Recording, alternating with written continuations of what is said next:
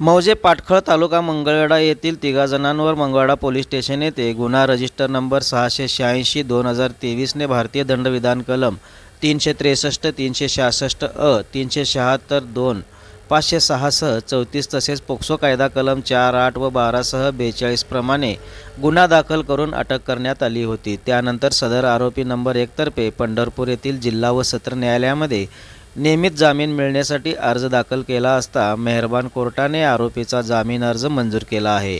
यात हकीकत अशी की पीडिताच्या आईने आरोपीविरुद्ध पीडितेला फूस लावून पळवून नेऊन अत्याचार केल्याप्रकरणी गुन्हा दाखल केला होता। त्याचप्रमाणे सदर प्रकरणी आरोपीला अटक करून मेहरबान न्यायालयात हजर केले होते।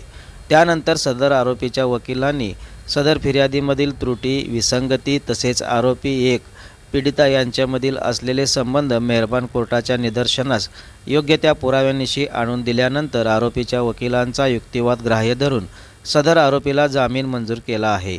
यात आरोपीतर्फे प्रामुख्याने ॲडव्होकेट दत्तात्रय नवनाथ सरडे तसेच ॲडव्होकेट गणेश शिंदे यांनी काम पाहिले। मौजे पाटखळ तालुका मंगळवेढा येथील तिघा जणांवर मंगळवेढा पोलीस स्टेशनमध्ये भादवी कलम 363, 366 व 376 तसेच पोक्सो कायद्याअंतर्गत गुन्हा दाखल करण्यात आला होता।